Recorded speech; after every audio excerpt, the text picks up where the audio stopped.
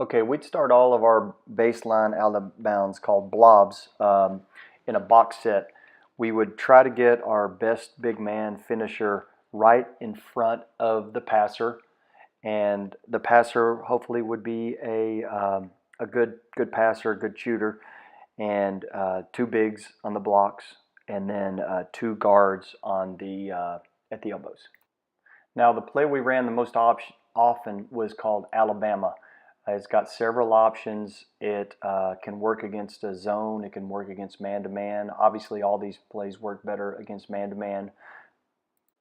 Okay, on all the inbounds plays, we try to teach the guys to hurry up and get to their spots before the referee hands the ball to the inbounder. And then that way, as soon as the referee hands the ball to the inbounder, we like to start the play right then. Don't wait for him to slap the ball or anything like that. We go right on the handoff. So on Alabama, the two guys that are lined up right in front of the inbounder are going to screen away. So they immediately take off.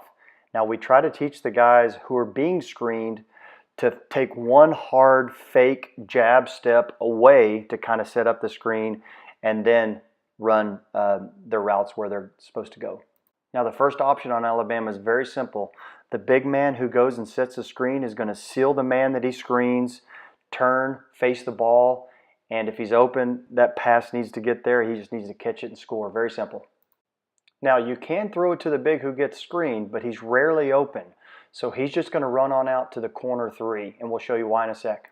Sometimes just because that big runs out to the corner, that's going to open up for one of the guards. The guard who gets screened will be coming across to the elbow, to the ball side elbow, and then he needs to time that cut. He's going to cut toward the ball, toward the basket, but he's got to cut right after that big man clears out of that space there. Now the guard who sets the screen, he needs to actually turn around and run back toward the wing from which he came, and we'll show you why later. Okay, so if the seal's not open and then the cutter's not open, the next thing you want to do is you want to teach your inbounder to throw it to the guy. First option is to throw it to the guy in the corner standing on the three-point line, or throw it to the other guard who has since come back across and is standing at the ball side wing. Okay, let's assume that we've gotten the ball to the guy who's in the corner near the baseline on the three-point line. He needs to pass the ball over to the wing. Now, after he passes it, this is the tricky part. This is the hardest part to teach here. You want to teach him to either do one of two things. I prefer to teach him to just basically turn around and start jogging toward the basket as if he's going to post up. And obviously he needs to bring that defender with him, because if he's able to bring that defender with him, it will open up for the inbounder, who also needs to be coached here. He needs to kind of just casually act like he's not, be very, very nonchalant, and then just kind of walk over there toward the corner. And then when you get close, hurry up and get set up, because the ball needs to be coming back to you for a three-pointer. The next option is an option that our players actually created on their own, and it worked very effectively. The guy who catches it in the corner, if he can just get a good two-dribble penetration, he'll bring that defender with him, and then the inbounder can sneak out there and just turn around, pass it back out to him, and that works quite well. Okay, that's all I have to say about Alabama. Let's move on to our man-to-man blobs. Okay, we'll start with my favorite man-to-man blob. We call it Dallas. And now, just to give you a little background on how we named everything, it's very simple. It's based on the big man that's in front of the passer. If he is going, like in the case of Alabama, he screened away. In this case of Dallas, he screens diagonally, and then we'll show another one where he screens up, and we call that Utah or UT or anything like that.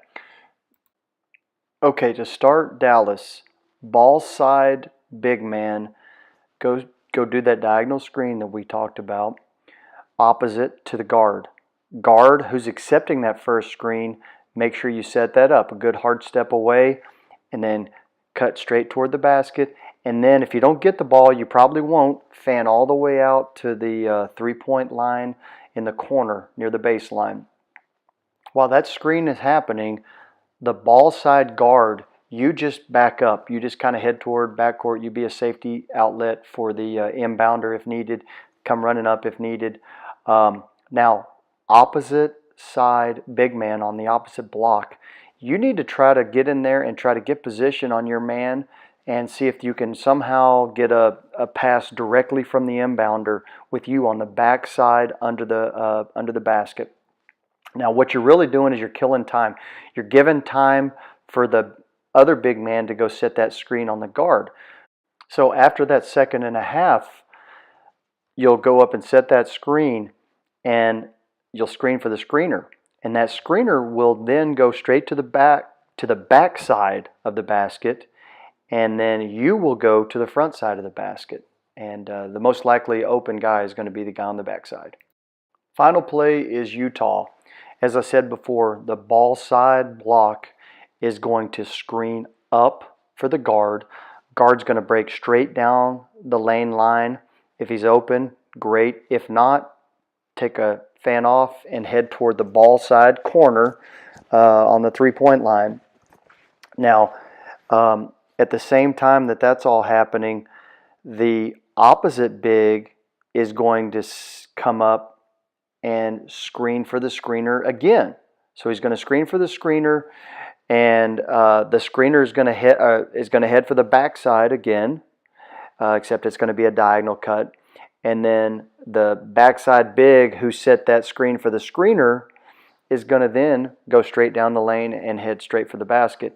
Now, in this example that we're showing here, that's the guy that got opened.